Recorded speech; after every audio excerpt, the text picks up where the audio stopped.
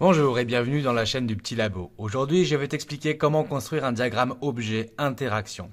Tu peux travailler cette notion en classe de 4e ou alors en 3e.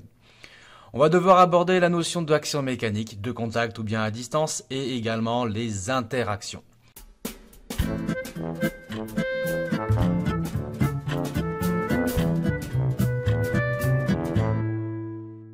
Avant de construire tes diagrammes objets interaction, tu dois savoir ce qu'est une action mécanique. C'est tout simplement l'action d'un corps acteur sur un corps receveur. L'action de la Terre sur la Lune, l'action du joueur sur le ballon, de la Terre sur le personnage en chute libre sont toutes les trois des actions mécaniques. Comme tu as pu le remarquer, parfois elles se font avec un contact et parfois sans. Une action dite de contact, c'est lorsqu'il y a un contact entre l'acteur et le receveur. En revanche, lors d'une action mécanique à distance, il n'y a pas de contact entre l'acteur et le receveur. Je te propose de classer 4 actions mécaniques suivant si elles sont de contact ou à distance.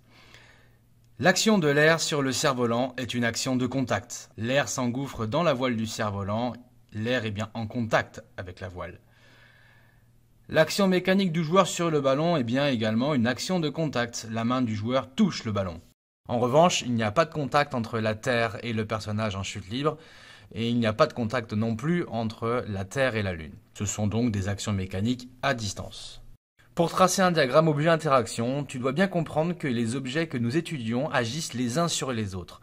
On dit alors qu'ils sont en interaction. Lorsque tu marches, tu es en interaction avec le sol.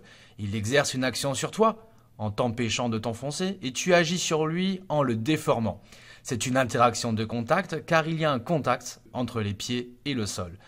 On représente cette interaction entre le sol et les pieds par une flèche pleine. De la même façon, la Terre et la Lune sont en interaction. La Terre attire la Lune en la faisant tourner, mais la Lune agit également sur la Terre. C'est elle qui est à l'origine des marées.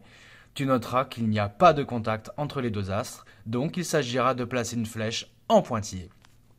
Voilà, tu as toutes les notions qui te permettront de construire un diagramme objet-interaction. Je te propose de construire celui du ballon dans cette situation. Pour commencer, tu places au centre l'objet étudié, c'est-à-dire le ballon, ainsi que tous les objets avec lesquels il est en interaction, c'est-à-dire tous les objets qui exercent une action sur lui. Il y a la tête du personnage, il y a la terre qui attire le ballon et enfin l'air qui l'entoure. Ensuite, à l'aide de flèches, tu dois préciser si ces interactions sont de contact ou à distance. Entre la tête et le ballon, il n'y a pas de problème, c'est bien une interaction de contact. C'est une flèche pleine. Entre la Terre et le ballon, c'est une flèche en pointillé, il n'y a pas de contact. Et enfin, entre l'air et le ballon, il y a bien un contact, donc flèche pleine. Bien souvent, l'air n'influence pas le mouvement de l'objet, donc on peut négliger cette interaction. Retiens que l'action exercée par la Terre est toujours une action à distance. Dernier exemple pour cette vidéo afin d'éviter certains pièges. Je te propose de construire le diagramme objet-interaction du chien dans cette situation. De la même façon que tout à l'heure, l'air peut être négligé, donc on ne l'indique pas. Le chien est en interaction avec la laisse, il y a un contact avec, donc c'est une flèche pleine. Le chien est également en interaction avec la terre, c'est une flèche en pointillé. Enfin, il est également en interaction avec le sol, à ne pas confondre avec l'action exercée par la terre. Ici, il y a bien un contact entre les pattes du chien et le sol. C'est une interaction de contact. Voilà, maintenant tu sais comment construire un diagramme objet-interaction. N'oublie pas de t'entraîner et à bientôt dans le petit labo.